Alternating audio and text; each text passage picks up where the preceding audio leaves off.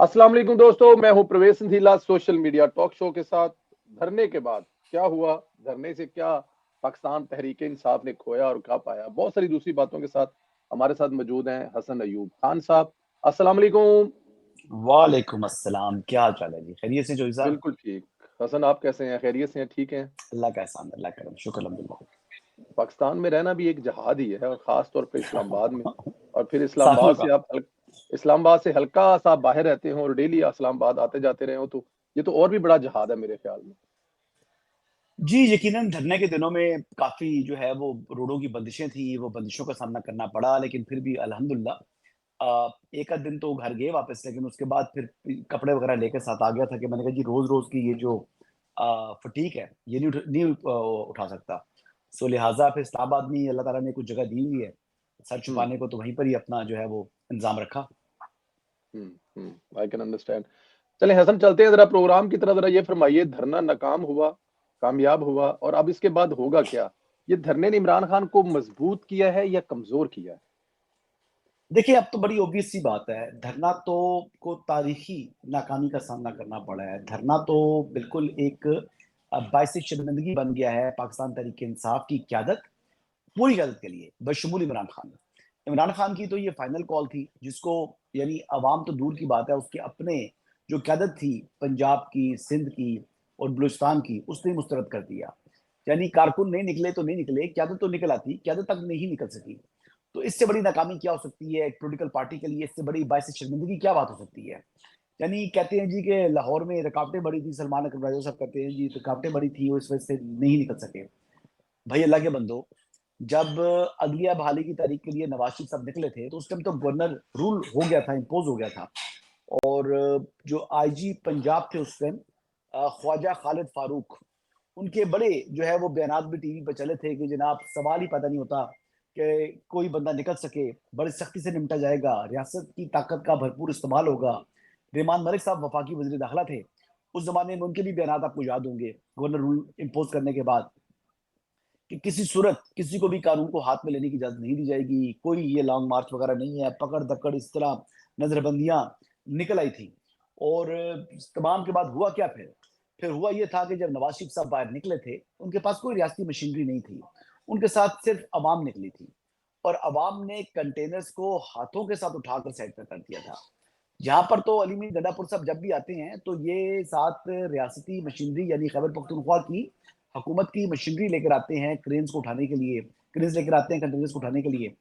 तो उसके बावजूद देखें, लाहौर की मिसाल आपके सामने है, जब नवाज शरीफ साहब निकले थे अदलिया को बहाल कराने के लिए, और फिर वो भी यानी इतनी स्ट्रॉन्ग पोजीशन पर होने के बावजूद भी नवाज शरीफ साहब गुजरावाला से आगे इस्लामाबाद की तरफ नहीं आए, बल्कि रात उन्होंने क्याम किया और मौका दिया। और मौका जब दिया तो फिर पीपल्स पार्टी भी एक पोलिटिकल पार्टी थी, उसने देख लिया था कि लोग निकल आए हैं। जब लोग निकल आए तो उन्होंने फिर मुतालबात तस्लीम की, और फिर एक टाइम लाइन तय हुई कि किस दिन से, यानी जब डोगर साहब जो हैं वो जज साहब थे, और उनके रिटायरमेंट के बाद इफ्तिखार मोहम्मद चौधरी दोबारा अब बतौर चीफ जस्टिस अपना जो है वो मनसब संभाल लेंगे। तो सियासतदान तो इस तरह करते हैं, यानी अपना कार्ड दिखाते हैं, फाइनल कार्ड दिखाते हैं कि जी हम ये कर सकते हैं, लेकिन उसको एक्सट्रीम एंड तक नहीं लेकर आते, फिर भी बातचीत का रास्ता खुला रखते हैं अपने एहतजाज के दौरान भी। और फिर एक रास्ता निकल आता है जिसमें ना जानी नुकसान होता है, ना माली नुकसान होता है, ना हिजान की कैफियत होती है, ना अवामुल नास परेशान होती है। तो ये होती है पॉलिटिक्स। लेकिन पाकिस्तान तहरीक इंसाफ ने उनको संजानी का एक मौका दिया गया कि संजानी चले जाएं। वहां पर आप दोनों तरफ से पॉलिटिकल कमेटी तश्कील दे दी जाए, और फिर बैठकर जो है वो रास्ता निकाल लें, ताकि जो जो उनके मुतालबात हैं उनके ऊपर बात हो सके। लेकिन उन्होंने एक्सट्रीम एंड की तरफ जाना पसंद किया, और फिर डी चौक की तरफ जब मार्च किया, तो फिर मार्च ने क्या नतीजा बरामद किया वो आपने भी देख लिया, मैंने भी देख लिया, कि आज झूठा बयानिया मंजन बेच रहे हैं अपनी शर्मिंदगी को छुपाने के लिए कि जनाब लाशें गिर गई हैं। भाई लाशें गिर गई हैं तो किधर गिरी हैं? हम भी इस्लामाबाद में सारा दिन घूम रहे हैं, कहते हैं जी हजारों बुलेट्स फायर हो गई हैं। बहुत से सीनियर एंकर्स बोल रहे हैं जी कि बहुत ज्यादा हैवी जो है वो फायरिंग की गई लाइटें बुझाकर। तो भाई कोई कहीं पर कोई उसके जो मार्क्स होते हैं बुलेट्स के, वो तो दिखाई दे, कहीं पर नजर आई हो कि गोली लगी हुई है। लोग अभी तक जो है ना वो उसकी फोटोज जो है वो सारा जो सोशल मीडिया उससे भरा हुआ होता, ऐसा कुछ है नहीं। तो झूठ का यानी कोई उसके पैर नहीं होते, तो झूठ झूठ है, और झूठ बेचने की नाकाम कोशिश कर रही है, जो कि बुरी तरीके से पिट कर उनके मुंह पर जो है ना वो पड़ गया। हसन, इमरान खान पर नए मुकदमात बन रहे हैं, पुराने मुकदमात में वो बरी होते जा रहे हैं। लोग कहते हैं कि ये इमरान खान साहब को असल सजा की तरफ ले जाना चाहते ही नहीं है, मिलिट्री कोर्ट नहीं लेके जा रहा है, नो में वाला केस वैसे का वैसा पड़ा है, हर रोज एक नया केस बनाते हैं और उसमें से जमानत हो जाती है। देखिए, ये सवाल जो है, बुनियादी सवाल तो हमें अपने मोअज़्ज़िज़ीन से करना चाहिए। जो मोअज़्ज़िज़ीन बैठे हुए हैं, बड़े संजीदा नौइयत के मुकदमात होते हैं, लेकिन उन मुकदमात के अंदर भी या तो क्वॉशमेंट हो जाती है या उनमें बेलें मंजूर हो जाती हैं। 9 मई के मुकदमात को, यानी चंद एक जो है नहीं, अगर 100 मुकदमा था कुल लोगों के ऊपर, तो उनमें से 10% जो है वो उनको मंतकी अंजाम तक पहुंचा है, बाकी को ट्रायल ही कंक्लूड नहीं हो पा रहे। और इसी वजह से देखें, 9 मई में सजाई नहीं हुई, इसी वजह से ये दोबारा 26 नंबर वाला एहतजाज किया इस जमात ने। और ये इस मरतबा बड़े मिलिटेंट्स को साथ लेकर आए, और बड़े जो एक्सट्रीमली ट्रेंड लोग थे, वो उन्होंने एक जत्था रखा हुआ अपने पास, उन्हीं को इस्तेमाल करते हैं रुकावटें हटाने के लिए भी और पुलिस पर तशद्दुद करने के लिए भी। तो ये चीजें हैं जी। जैसे डीपीओ अटक ने जो बातें की हैं, वो बातें बड़ी संजीदा हैं, उनको समझना भी चाहिए रियासत को, और आम लोगों को भी देखना चाहिए कि जो वो बातें कर रहा है वो क्या बातें कर रहा है। डीपीओ अटक की कोई दुश्मनी नहीं है पीटीआई के साथ, डीपीओ अटक की कोई दुश्मनी नहीं है बानी चेयरमैन इमरान खान के साथ। वो ये बातें क्यों कर रहा है? वो ऐसा स्टेट को जो सर्व कर रहा है, वो बंदा अपनी द लाइन ऑफ ड्यूटी, जो उसको मुश्किलात का सामना करना पड़ा, जो उसने फेस की, जो हकायक उसके सामने आए, उन्हीं को वो मंजर आम पर लेकर आया। तो ये चीजें समझनी चाहिए जी। अब हमारे मोअज़्ज़िज़ीन को भी समझनी चाहिए, पाकिस्तान के आम आवाम को भी समझना चाहिए। और देखिए, अभी तो मैं कह रहा हूँ ना कि इनको लाशें नहीं मिली जो ऑब्जेक्टिव लेकर आए थे, तब भी इन्होंने इतना शोर मचाया है। आप सोचिए कि अगर खुदा ना खास्ता, खुदा ना खास्ता, खुदा ना खास्ता कुछ लाशें गिर जाती, तो फिर इन्होंने क्या करना था? अभी लाशों के बगैर इतना इन्होंने, यानी लोगों को गुमराह किया, पुरानी तस्वीर, पुरानी वीडियोस को रिप्रोड्यूस किया, और रिप्रोड्यूस करके एक विक्टिम कार्ड प्ले करने की कोशिश की।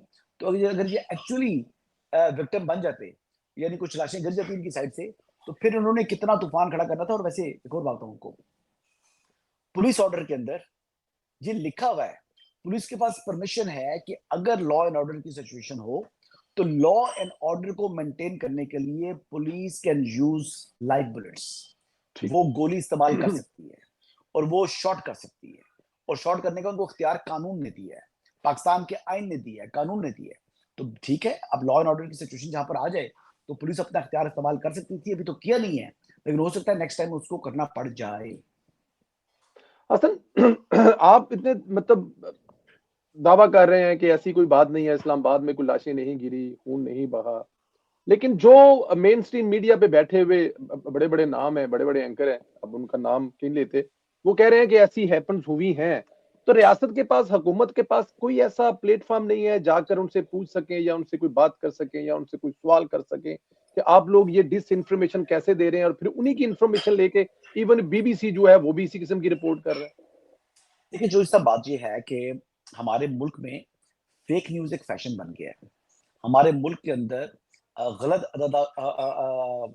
जो है वो नंबर्स जो है वो प्रोजेक्ट करना, ये एक फैशन बन चुका है। यानी आप ये देख लें कि जो अदाद शुमार दिए जा रहे हैं मुख्तलिफ लोगों की जानिब से, इवन पीटीआई की जानिब से, कभी 278, कभी 50, कभी 100, कभी जो है 12 के ऊपर पहुंच चुके हैं। तो ये सब के सब जो पहले नंबर दिए गए थे वो तो झूठ था। फिर जो है सैकड़ों या हजारों बुलेट्स फायर हुई हैं, वो भाई इस्लामाबाद के अंदर डी चौक में हुई है ना, ब्लू एरिया में हुई है। तो ब्लू एरिया में कई निशान तो उनके पड़े होंगे ना, किसी चीज को टच तो किया होगा ना बुलेट ने, कुछ सड़क में ही जाकर सुराख किया होगा, कोई ग्रिल के ऊपर किया होगा, सुराख किया होगा, किसी बिल्डिंग को लगा होगा, कहीं ना कहीं तो उसकी जो है गोली लगती है, तो गोली निशान तो छोड़ती है ना भाई। या वो तमाम की तमाम जो बुलेट्स हैं वो तमाम लोग अपने सीनों में खा चुके हैं। यार खुदा का खौफ करे ना, मतलब झूठ के कोई सर पैर होना होता है, ये तो बगैर सर पैर के झूठ बोल रहे हैं। पहले ये क्या करते थे, पहले सच और झूठ को मिक्स करके ये बात करते थे। अब तो कहते हैं सफेद झूठ बोलना शुरू कर दिया उन्होंने, पीटीआई वालों ने। और अगर झूठों के हवाले से किसी को अवार्ड अगर मिलना हो, तो तहरीक इंसाफ की क्यादत जो है वो तमाम के तमाम जो अवार्ड होंगे वो अपने नाम कर लेगी। टास्क फोर्स, कोई रिजल्ट निकलेगा इससे, कोई कार्रवाई होगी, या देखिए, ये भी प्राइम एक मिनिस्टर ने जो टास्क फोर्स बनाई है, ये देखें, इसमें आपने आईएसआई को शामिल किया, इसमें एमआई को शामिल किया, इसमें आपने साइबर क्राइम विंग को शामिल किया, इसमें आपने पीटी को शामिल किया। बिल्कुल ये लोग जो है वो साइबर क्राइम वाले तो एक्सपर्टी रखते हैं कि फेक न्यूज के हवाले से, लेकिन इवन देन मैंने तो पहले भी सजेस्ट किया था, आज फिर ये बात सजेस्ट करता हूँ कि इसमें कुछ सहाफियों को भी, जो कि क्रेडिबल जर्नलिस्ट हैं, उनको एक या दो लोगों को शामिल कर लिया जाए, ताकि वो फेक न्यूज को डिटरमिन करने के हवाले से जब वो बात करें तो फिर ये यानी किसी के पास ये क्या कहते हैं कि एक्सक्यूज ना रहे कि वो ये कहे जी कि विक्टिमाइज किया गया है।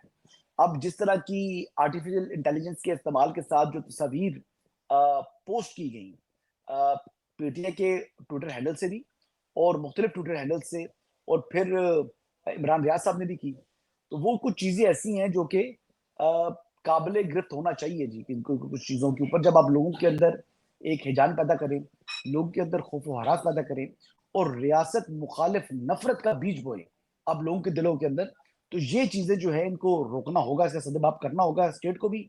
और इसके हवाले से जो ये 10 मेंबर कमेटी तश्कील दी है जिसने 10 दिनों में अपनी सिफारिशात मुरतब करनी है, उसको आप जो है वो उसमें शामिल करें ताकि वो इसके ऊपर उंगलियां ना उठ सके। लेकिन बहरहाल अब ये 10 दिन के अंदर अपनी सिफारिशात मुरतब करेगी, जो जो नाम सामने आएंगे उन लोगों को रियासत को अपनी तहवील में लेना चाहिए, उनको खिलाफ मुकदमा चलना चाहिए और रियासत को वंस फॉर ऑल इस चीज को डिसाइड करना चाहिए। देखिए पहले 9 मई हुआ, आपने उस तरीके से मौसर अंदाज में उनको यानी कानून के कटारे में खड़ा नहीं किया, तो फिर उसका नुकसान हुआ। अब दोबारा एक दूसरा 9 मई हुआ है, इसके बाद भी अगर आप वही रवायती अपनी नालायकी या गफलत जो है वो बरकरार रखेंगे, तो फिर ये तीसरी मरतबा भी ऐसी हरकत होगी, फिर चौथी मरतबा भी होगी, फिर पांचवी मरतबा भी होगी, फिर ये सिलसिला रुकेगा नहीं। तो उसको रोकने के लिए आपको सख्त इकदाम करने होंगे और फेक न्यूज को के खात्मे के लिए भी आपको ठोस इकदाम उठाने हैं और ये वक्त की जरूरत है। अगर नहीं उठाएंगे तो कॉस्ट फिर आप भी कल पे करेंगे, मैं भी पे करूंगा और पाकिस्तान की आवाम भी पे करेगी। बिल्कुल ठीक है। अडियाला का चांसलर जिनको आप कहते हैं, कितनी मुद्दत है उनकी इस जॉब की, वहां पर कितनी देर तक रहेंगे? कायम है अपनी खबर पर जो आप? जी मैं कहता हूँ जी वो अपनी मुद्दत पूरी करेंगे, मैं तो कह रहा हूँ ना। पहले तो कासिम सूरी साहब ने कहा जी कि वो उनको जीएचक्यू शिफ्ट कर दिया गया जी। भाई इतना अहम है इमरान खान कि उसको जीएचक्यू शिफ्ट किया जाए। फिर कहा जी कि 150 से 200 लोगों की जो है कस्टडी उन्होंने हिफाजत के लिए मामूर किया हुआ है। ओ भाई को टार्जन है इमरान खान, आप मतलब ये क्या लोग हैं यार। यानी सुबह होते हुए झूठ शुरू करते हैं, रात सोते तक झूठ बोलते रहते हैं, फिर अगले दिन को नया झूठ घड़ लेते हैं, फिर उसको सुबह से लेकर रात तक वो झूठ घड़ते हैं, फिर वो झूठ साबित होता है, सामने आता है, फिर एक नया झूठ। यानी सालों से यही सी सिलसिले को जारी रखे हुए हैं ना।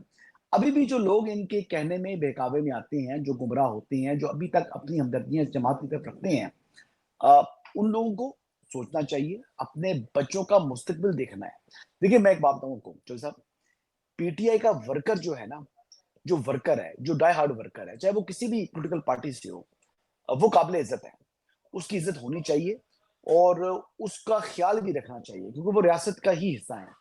लेकिन जो इंतशारी है, जो मुल्क में फसाद फैलाना चाहते हैं, जो कि मार धाड़ करना चाहते हैं, जलाओ गिराव करना चाहते हैं, ना वो किसी सियासी जमात के, ना वो पॉलिटिकल वर्कर हैं, ना वो पॉलिटिकल एक्टिविस्ट हैं, और ना ही वो पाकिस्तान का शहरी उनको तस्वर करना चाहिए, बल्कि उनको ऐसा क्रिमिनल डील करना चाहिए। और मैं आपको कई दफा पहले कह चुका हूं, जो कल्ट है उससे डील नहीं किया जाता, उसको स्मैश किया जाता है। जो कल्ट है, जो फितना है, फितने को कुचला ही जाएगा, इसके अलावा आपके पास कोई और तीसरा सोल्यूशन नहीं है या दूसरा सोल्यूशन नहीं है। ठीक है। अच्छा, जब अभी आप ये फरमा रहे हैं कि संजानी का जो जलसा गाह है वहां पर काफी हद तक इत्तेफाक हो चुका था, तो फिर ये किसका फैसला था ना वहां जाने पर? इस पे मुख्तलिफ राय पाई जाती है, लेकिन आपके मतलब जो इन्फॉर्मेशन है, किसने वहां जाने पे मना किया? बजाय तो बुशरा बेगम ने किया ना, लेकिन बुशरा बेगम हम्म। की जो डोरियां है ना, वो पीछे से बैरूनी हाथ शामिल है उसमें। इसमें हिंदुस्तान शामिल है, इसमें इसराइल शामिल है, और वो बिल्कुल फंडिंग भी कर रहे हैं। वो इनको जो ह्यूमन सपोर्ट है वो भी दे रहे हैं, मैन फोर्स दे रहे हैं। और इसमें ये तमाम की तमाम चीजें जो हैं, ये इसके जो एविडेंस है, अल्लाह करे वो जल्द जो सरफेस के ऊपर आए और वो एविडेंस जो है वो हम देख सकें और अवाम को दिखा सकें कि जी ये एविडेंस उसका है। लेकिन बिल्कुल बड़ी स्ट्रांग इस हवाले से इंफॉर्मेशन मौजूद है कि फंडिंग के हवाले से भी, और जो इनको मैन फोर्स मिलती है, और वो भी देखना अफगानी क्या कर रहे थे इनके एहतजाज में। अफगानिस्तान के लोगों का क्या इंटरेस्ट है पाकिस्तान की सियासत के अंदर, अफगानिस्तान के लोगों का क्या इंटरेस्ट है बानी चेयरमैन तरीके इंसाफ के अंदर, और अब बड़ी सिंपल और ऑब्वियस सी चीज है कि जो 3 मुतालबात, ये कहते हैं ना गोली क्यों चलाई, ये बार बार कहते हैं जी पहले बताएं गोली क्यों चलाई। भाई पहले आप ये बताएं कि अफगानी क्यों लेकर आए, पहले आप ये बताएं कि वो आर्म्ड अफगानी क्यों लेकर आए, फिर आप ये बताएं कि जी वो लोग फिर आप डी चौक की तरफ क्यों मार्च किया आपने। तो ये चंद सवालात हैं, बुनियादी सवालात हैं जिनके जवाब जो है वो पीटीए को देना होंगे, और इनके जवाब दिए बगैर वो विक्टिम कार्ड नहीं प्ले कर सकते। आप अपने कई यानी डाई हार्ड फॉलोअर्स को या अपने जिनको अक्ल से आ रही लोग हैं उनको तो शायद ये मंजन भेज सकती हैं, लेकिन जो फ्री माइंड के साथ बंदा बैठा है वो तो सवाल करेगा ना। लेकिन जो 3 मुतालबात वो लेकर आ रहे थे, उन 3 मुतालबात के हवाले से बताएं कि कौन सा मुतालबा हुकूमत पूरा करने का इख्तियार रखती थी। क्या इमरान खान की रिहाई का इख्तियार था? नहीं था हुकूमत के पास। क्या 26वीं आईनी तरमीम को अंडू किया जा सकता था? प्राइम मिनिस्टर कर सकते थे एग्जीक्यूटिव ऑर्डर के जरिए? नहीं कर सकते थे। तो फिर जो उनके सियासी कैदी थी उनकी रिहाई वो कर सकते थे? ये मुमकिन नहीं थे। ये चीजें पॉसिबल नहीं है। जब चीजें पॉसिबल नहीं है तो ये मौकफ रखकर इस्लामाबाद के ऊपर उन्होंने हमला करना था, इसकी उन्होंने ठानी भी थी। और बात यह है कि कहते हैं जी कि एहतजाज करना हमारा पोलिटिकल राइट है। भाई पोलिटिकल राइट वहां पर है जहां पर आपके ऊपर यानी कोई आपके ऊपर कोई बंदिश नहीं है। आपको पता है कि 144 कानून है वो इम्पोज्ड है, उसके ऊपर इस्लामाबाद हाई कोर्ट का ऑर्डर इन फील्ड मौजूद है कि वो कह रहा है कि नहीं आने देना। और इसके अलावा फिर एक कानून है जो आपने यानी प्रोसेशन के हवाले से है कि इस्लामाबाद के अंदर, इस्लामाबाद की टेरिटरी के अंदर ये कानून बन चुका है कि एहतजाज नहीं हो सकता, तो उसके बावजूद आप उसको वायलेट कर रही हैं। आइन आपको वहां पर हक देता है जहां पर ये तमाम बंदिशें ना हो। जब कानून भी मौजूद है, जब अदालत का ऑर्डर भी मौजूद है, तो आपने जनाब उसको वायलेट कर रही हैं। फिर आप कहते हैं जी कि हम अपना आईनी हक और इख्तियार इस्तेमाल कर रहे थे। सॉरी, ये आपका हक नहीं देता आईनी पाकिस्तान, ये आपको इख्तियार नहीं मिलता। ये जो बातें कर रहे हैं ये बकवास करते हैं, ये बकवास कर रहे हैं, ये झूठ बोल रहे हैं, ये लोगों को गुमराह कर रहे हैं। अच्छा, अगर ये इस बात ऐसे है तो हाई कोर्ट में पिटिशन क्यों नहीं कर रहे? इस्लामाबाद हाई कोर्ट में मोस्ट रेलेवेंट फोरम है, जाओ ना एप्लीकेशन लेकर, क्यों नहीं गए? अच्छा, फिर जो उनकी यहाँ पर कहते हैं कि लाशी गिरी गई है, तो कहां पर आपने एफआईआर दर्ज कराई है? कौन से थाने में आपने एफआईआर की दरखास्त दी है? फिर ये कहते हैं जी कि हमारे जो कारकुन शहीद हो गए हैं, फिर कौन सा लीडर उन शहीद कारकुनान के घर गया है? आप बताएं। मां सिवाय वो सलमान अकरम राजा के वो कोटली सतिया वाले वो शख्स है कि जिसकी डेथ हुई है, अल्लाह ताला उसके खानदान को सब्र जमीलता फरमाए, अल्लाह ताला आमीन। उसकी फैमिली के जो नुकसान हुआ है, अब इसका अजाला तो हो नहीं सकता, लेकिन इवन देन उसकी कॉज ऑफ डेथ क्या है, वो कॉज ऑफ डेथ देखा जाए कि जनाब उसको अगर गोली लगी है तो कौन सी गोली लगी है, क्या वो गोली का वो बोर लॉ एनफोर्समेंट एजेंसीज के पास मौजूद है या नहीं, ये चीजें देखनी है जी। और इन चीजों की तरफ कोई देखता नहीं है, बस वन साइडेड एक नैरेटिव वो बिल्ड कर लेती है जमात, और हुकूमत और जो लोग हैं बाकी वो उसको आगे सफाई देते रहते हैं। तो ये तरीकाकार नहीं है। आज जिस तरह मरियम नवाज शरीफ साहिबा ने बोला है जो बातें, बड़े अरसे बाद लगा बाकी को शेर नहीं बोल रही है, और बड़े अरसे बाद वो बातें की हैं जो मेरा दिल की दफा बोल रहा था कि ये बातें होनी चाहिए। स्टेट को इस तरीके से डील करना चाहिए जैसे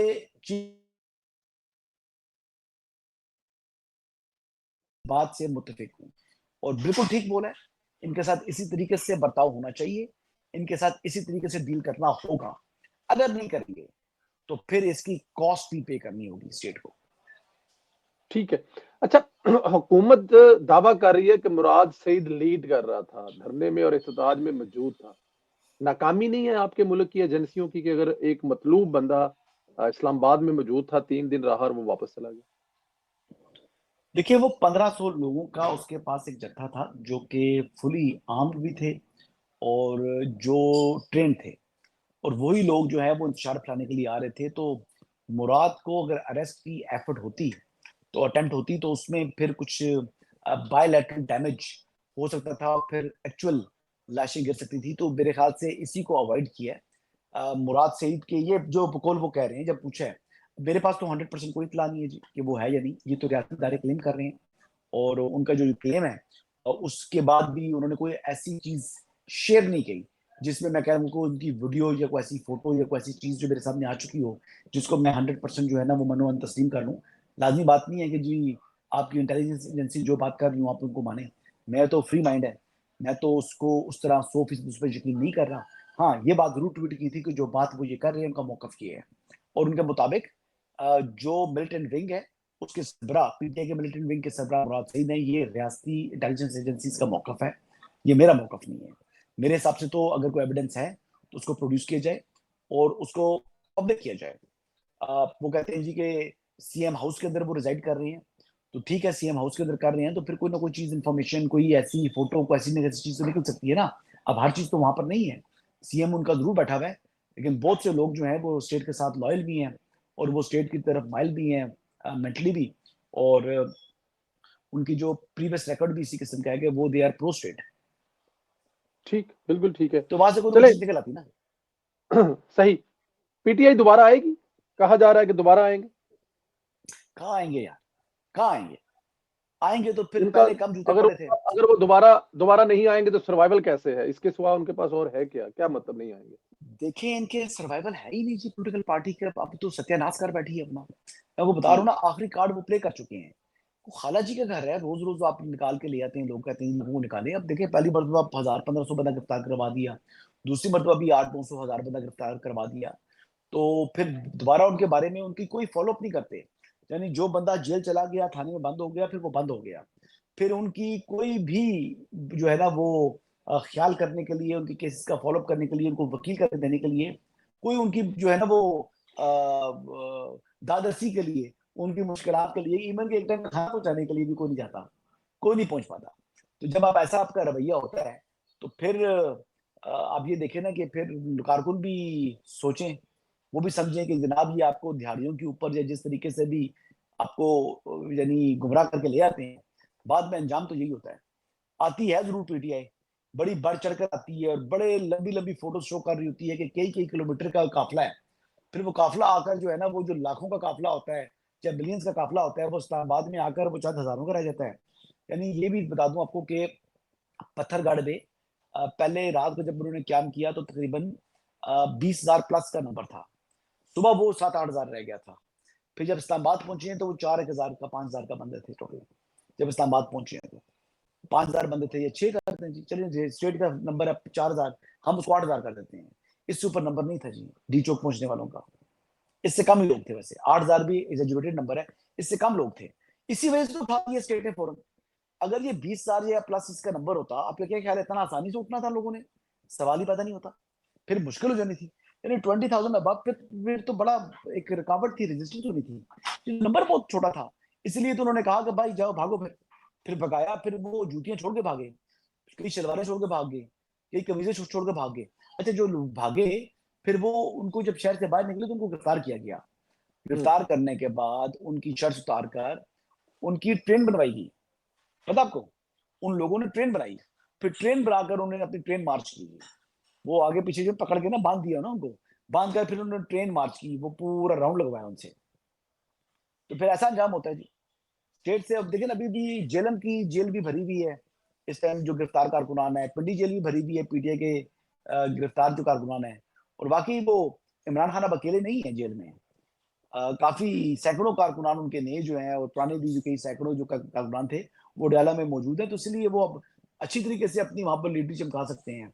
और वैसे भी चांसलर बन चुके हैं डयाला के, तो ये तो लेकिन क्रेडिट आप उनके पास ये पहुंच चुका है ना। हसन, ये आप जो बात कर रहे हैं कि जेलें भरी हुई हैं, पाकिस्तान तहरीक इंसाफ तो सिर्फ ऐसे लोगों की बात करती है कि मतलब मार दिए गए 200, 250, 300 लगे, लेकिन किसी गिरफ्तार के बारे में तो कोई उनका लीडर बात नहीं कर रहा। कोई पीछे जाए, उनको छुड़वाए या उनको ऑन करें। तो गिरफ्तार लोगों के बारे में तो आप बता रहे हैं। जी बेचारों मददगार छोड़ देते हैं ना जी, मैं बता रहा हूँ आपको। मतलब जेलम तक शिफ्ट हुए में है, अडयाला में कैपेसिटी नहीं थी तो जेलम, जो जेल है वहां शिफ्ट करना पड़ गया, अटक जेल में शिफ्ट करना पड़ गया। जेलम, अटक और पिंडी 3 जेलें हैं, इन 3 जेलों में जाकर चेक कर लें आप। मैं अपने पास से बात तो नहीं कर रहा, ये 3 जेलें पीटीआई कारकुनान से भरी नहीं है। और देखें, सबसे बड़ी उन बेचारों की जो पोलिटिकल वर्कर है, उसके लिए जो सबसे ज्यादा परेशानी की बात जो होती है कि उसकी फैमिली तक को नहीं इनकी वेयर अबाउट्स पता कि वो कौन सी जेल में है। वो तो समझ रहे थे जी अली गंडापुर साहब चीफ मिनिस्टर के साथ जा रहे हैं, आगे उनको क्या पता था कि चीफ मिनिस्टर साहब और बुशरा बेगम उनको छोड़कर खुद सबसे पहले पतली गली जो है वो इख्तियार करते हुए फरार इख्तियार कर लेंगे। तो ये तो पॉलिटिकल पार्टी है जी, ये तो इनकी सूरत हाल है, ये इनकी टोटल हैसियत है। ये करते हैं जी, बिल्कुल अब्यूज करते हैं वर्कर को, और फिर उनको छोड़कर भाग जाते हैं। ये है जी ट्रू पिक्चर पीटीए की। बिल्कुल ठीक है। एक और पिक्चर भी आज सुबह सामने आई है। अली अमीन गंडापुर साहब एमपीए के एक कैंडिडेट हैं लाहौर से। कहा जाता है कि इमरान रियाज साहब के वो फ्रंट मैन है, उनको बाकायदा तौर पर गंदी गलीज गालियां दी गई। ये किस किस्म मैं का कल्चर है? शराफत, महर शराफत, और ये सुना ये जा रहा है कि ये एक्चुअली ये रिएक्शन है जो इमरान रियाज साहब ने वीलॉग किया, जिसमें उन्होंने बुशरा बीबी के बारे में कहा कि उनको हवा लेके करके लेके गए और ये वो, क्या वाकई ये रिएक्शन हो सकता है उस? देखिए, बड़ी खूबसूरत जुबान है अली बिन गंडापुर की, अच्छा और वो जी। बड़े जो उनकी जुबानों से जो है ना वो फूल झड़ते हैं। वो मीठा इतनी बोलते हैं। खूबसूरत, इतना मीठा बोलते हैं। यानी इमेजिन करें, ये हैं चीफ एग्जीक्यूटिव खैबर पख्तूनख्वा के। इससे बड़ी क्या बदकिस्मती होगी खैबर पख्तूनख्वा की आवाम की कि इमरान खान ने अली बिन गंडापुर जैसा शख्स उनके ऊपर मुसल्लत कर लिया। हम्म। देखें, और मजे की बात यह है कि महर शराफत बिल्कुल इमरान रियाज के बड़े करीबी हैं जी। मैंने कई दफा इनको इमरान रियाज के साथ देखा है। अरशद शरीफ मरूम की जो फ्यूनरल थी, उन दिनों में भी महर शराफत इमरान रियाज के साथ ही होते थे। तो गालियां तो असल में उन्होंने इमरान रियाज को दी है ना, तो ठीक है। इमरान रियाज अगर उस पर कोई रिएक्शन नहीं देना चाह रहे तो ना दें। महर शराफत ने तो थोड़ा सा रिएक्शन अपना दिया है, और वो बातें उन्होंने को पोस्ट ही मैंने उनकी पढ़ी है। लेकिन बात ये है जी कि लेकिन वो जब उनको गालियां पड़ रही थी तो वो इंतहाई खामोश थे, उन्होंने अली अली अमीन बिन गंडापुर को जवाब नहीं दिया। पोस्टें लिख रहे हैं वो, लेकिन उस वक्त उन्होंने कोई जवाब नहीं दिया किसी गाली का। नहीं, उन्होंने कहा मुझे गोली मार दो। वो कह रहे थे ना मुझे गोली मार दो। फिर उन्होंने ये बात भी की ना कि जितनी तूने गोलियां चलाई हैं डी चौक में वो भी हमने देख ली हैं। तो ये दूसरे एक दूसरे के बारे में ठीक बातें कर रहे हैं, मैं तो बड़ा खुश हूँ। ये तो अगर ये तो जबानी एक दूसरे को बुरा भला कह रहे हैं, अगर ये आपस में फिजिकल भी हो जाए तो क्या जबरदस्त तमाशा लगेगा। और इम्कानात है आने वाले दिनों में शायद इस किस्म के विजुअल्स भी हमें देखने को मिले कि एक दूसरे के साथ ये दस्तों गिरेबान हो जाएं। और होना चाहिए जी, जब आप स्टेट के अंदर इंतजार फैलाने की ख्वाहिश और कोशिश कर रहे हो, तो फिर अल्लाह ताला जो नाइंसाफ थोड़ी है, वो फिर उनको अपनी साजिश के ही जो है ना वो अंदर उनको खुद भी जो है उसकी लपेट में ले लिया है। और आपस में दस्तों गिरबान हैं, इनके हालात खराब हैं, कशीदा हो चुके हैं। मजीद कशीदा हो जी, हम तो तमाशा देखना चाहते हैं, ये अच्छी बात है। ठीक है, बुशरा बेगम ने जो बेगैरत कहा ना बहुत से लोगों को, तो मैं उनकी बात से इतफाक करता हूँ। और ये जो बाकी लोग जो पीटीआई के, वो बुशरा बेगम के बारे में जो बातें कर रहे हैं कि कभी कोई पीरनी कहता है, कोई जादूगरनी कहता है, कोई पिंकी कहता है, तो वो भी ठीक कहते हैं। और बुशरा बेगम भी उनको ठीक कहती है जी। मैं तो कहता हूँ बिल्कुल ठीक कर रहे हैं एक दूसरे के साथ। ये डिजर्व भी ये करते हैं एक दूसरे के साथ ऐसा ही रवैया इख्तियार करें। अब एक दूसरे को थप्पड़ मारें, गालियां दें, आई एम वेरी हैप्पी। आने वाले दिनों में शायद आपकी ये भी ख्वाहिश पूरी हो जाए। अच्छा, जो ओवरसीज यूथी हैं वो तो आग लगाना चाहते हैं कि पाकिस्तान बेशक ना रहे, कुछ भी हो जाए, लेकिन पीटीआई उनको पूरी तरह से ऑन भी नहीं करती। काम देखिए चल रहा है उनका।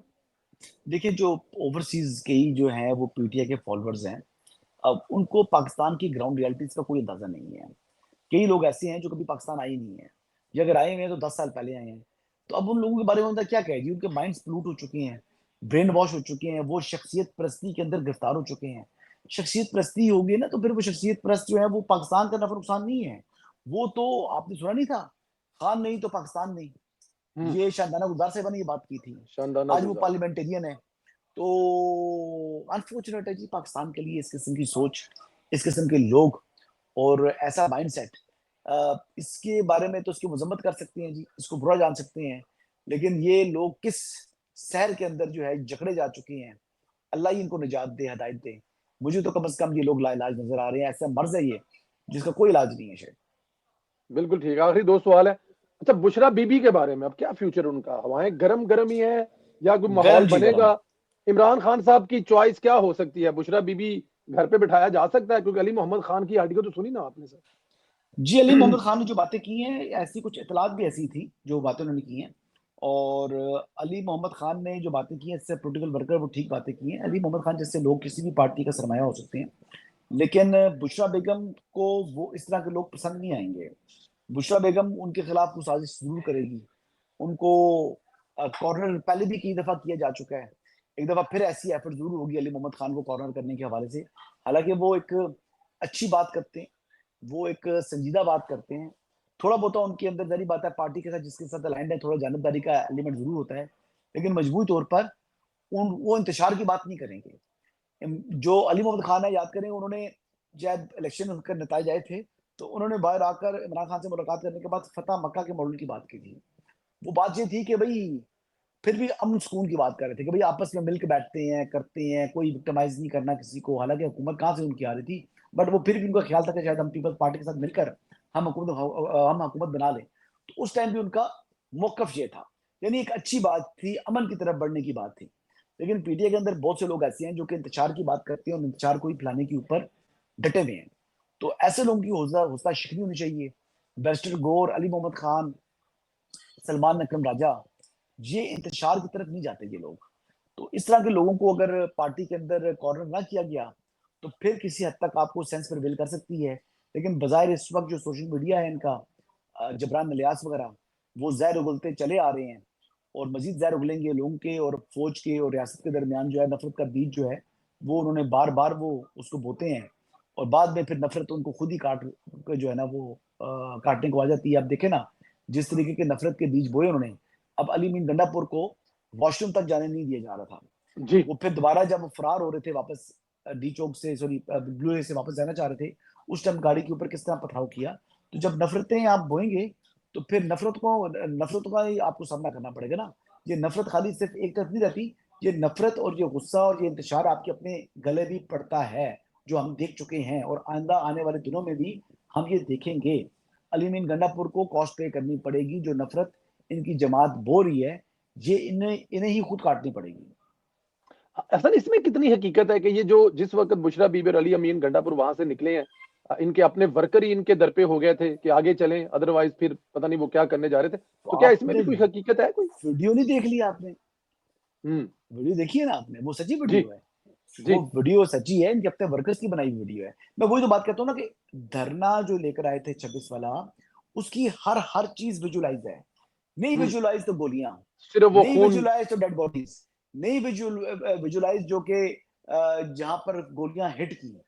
देखिए तमाम गोलियां तो हिट नहीं की ना उनको। जहां पर सही। किसी दीवार में, किसी ग्रिल में, किसी सड़क पर, किसी जगह कोई डैमेजेस, बुरे डैमेजेस, वो कोई चीज दिखाई नहीं देगी आपको। बाकी दुनिया की हर चीज आपको नजर आई है कि धरने से जिस तरीके से वो आए हैं और जिस तरह वो गए हैं। रुस्वा होगी ये तरीके इंसाफ अभी भी अगर होश के नाखून नहीं लेती तो फिर ये अल्लाह ही हाफिज है जमात का। पहले ही अपना बड़ा नुकसान करा चुकी है और इतना नुकसान हो चुका है कि पार्टी के ऊपर पाबंदी लगने की बातें चल रही हैं। और अगर कोई एविडेंस ऐसा मौजूद हो गया, अवेलेबल हुआ, जिसको बेस बनाकर कोई मतलब वैसे खाली देखिए पाबंदी लगाने की कोशिश नहीं होनी चाहिए। अगर ये चीज इनिशिएट की जाए तो फिर इसको मंतकी इंजाम तक पहुंचना चाहिए। लेकिन ये है कि अब होता है या नहीं होता ये देखते हैं। ऑलरेडी जो 26 नवंबर के बाद जिस किस्म का रिएक्शन देना चाहिए था स्टेट को, वैसा रिएक्शन नहीं दिया स्टेट ने। ये बात आप भी समझते हैं और इस पे हम बात करते भी रहते हैं। वैसे आखिरी सवाल, इलेक्शन कमीशन ने आज इस्लामाबाद के इलेक्शन ट्रिब्यूनल में नून लीग की दरखास्त कबूल कर रही, क्या होने जा रहा है आगे से? क्या होने जा रहा है जी? एक शख्स जिसकी डिग्री जाली है, जिसको सिंडिकेट ने जाली डिग्री करार दे दी है, जो स्टे ऑर्डर के ऊपर इस वक्त जो है इस्लामाबाद हाईकोर्ट का जज बतौर जज काम कर रहा है, उसको तो वैसे खुद ही सोचते हुए जो है अपने केस के फैसले तक काम से रुकना चाहिए था। लेकिन अगर वो नहीं रुक रहे तो उनकी अपनी मर्जी है। लेकिन कुछ एप्लीकेशन थी मियां दाऊद साहब की, उसको टेकअप क्यों नहीं कर रही इस्लामाबाद हाईकोर्ट, ये बिग क्वेश्चन है। लेकिन बहरहाल जो तारिक महमूद जहांगीरी हैं वो बड़ा उन्होंने जानिबदार होकर इलेक्शन ट्रिब्यूनल चलाने की कोशिश की थी और वो जानिबदारी की वजह से मुस्लिम लीग नवाज उसको चैलेंज किया था। फिर इलेक्शन कमीशन ने उस फैसले को मंजूर कर लिया था। फिर दोबारा केस किया था हाईकोर्ट में, हाईकोर्ट से फिर रिमांड हुआ था। अब इलेक्शन कमीशन ने अपना हतमी फैसला सुना दिया है। अब अब्दुल शकूर प्राचा साहब जो है इस्लामाबाद के 3 हलकों के मुतालिक केस सुनेंगे और ये इंतखाबी उज़्ज़ादारी है तो कानून मेरिट के मुताबिक फैसला करेंगे जी इंशाल्लाह। यही है। अगर ये सीटें इनका मैंडेट जाली है तो खत्म होना चाहिए और अगर असली है तो इनको काम करना चाहिए। बिल्कुल ठीक है। लेकिन ड्यू असल प्रोसेस ऑफ लॉ आप जो है फॉलो होना चाहिए। बिल्कुल ठीक कह रहे हैं आप।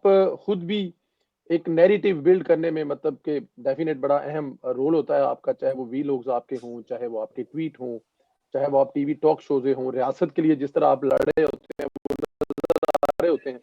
लेकिन क्या जो हुकूमत है उसका भी कोई ऐसा कोई किसी जगह पे नजर आता है कि कोई नैरेटिव बिल्ड करना? क्योंकि एक ही जंग है। अगर हम बांग्लादेश को देखें तो 15 साल में वहां वाली जो हसीना साहिबा थी वो कहां से कहां ले गई थी। मामला तो बहुत थे, इकोनॉमी भी बहुत टॉप की थी, बातें हो रही थी, हम लोग मिसालें देते थे बांग्लादेश बांग्लादेश। एक नैरेटिव बना उड़ा के सब कुछ रख दिया। तो क्या इमरान खान का ये जो झूठ वाला प्रोपोगंडा वाला नैरेटिव है इसके मुकाबले में हुकूमत किसी जगह पे खड़ी है, या सिर्फ वो जो जिसे कहते हैं कि मईशत बेहतर हो रही है और आपकी स्टॉक मार्केट बेहतर हो रही है, इससे आगे?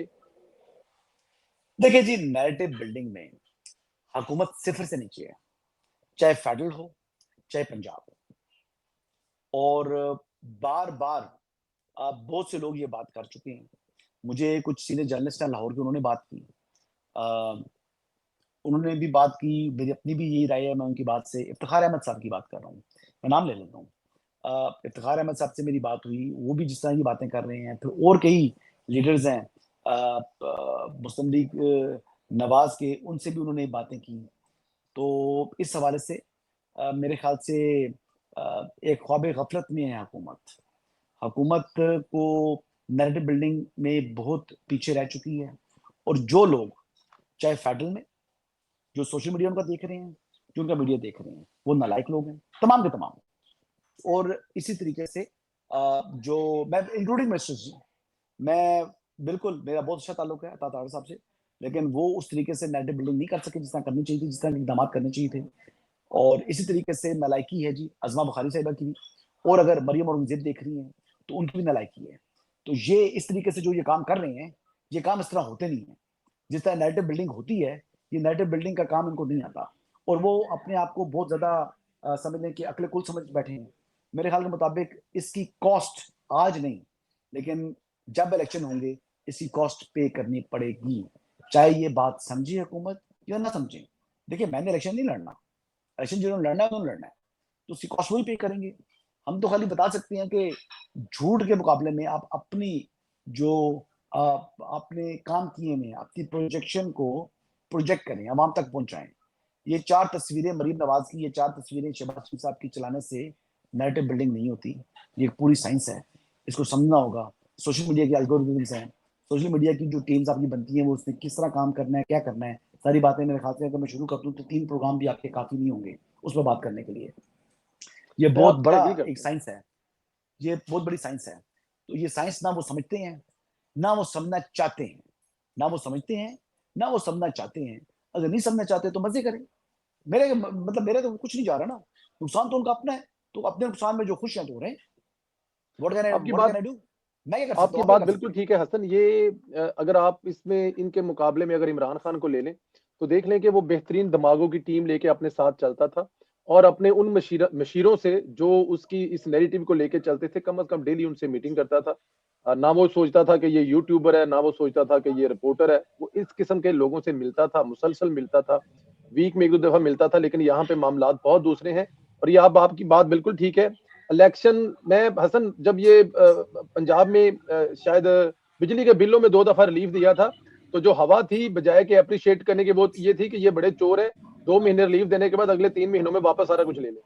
तो नैरेटिव जो बिल्ड होता है करना, आप जो आप कर रहे हैं उसका बहुत जरूरी होता है, जो कि नहीं हो रहा। आप भी वही समझते हैं। जी, हसन, बहुत शुक्रिया, हमेशा की तरह सलामत रहें, खुश रहें, अल्लाह पाक आपको जिंदगी सेहत दे।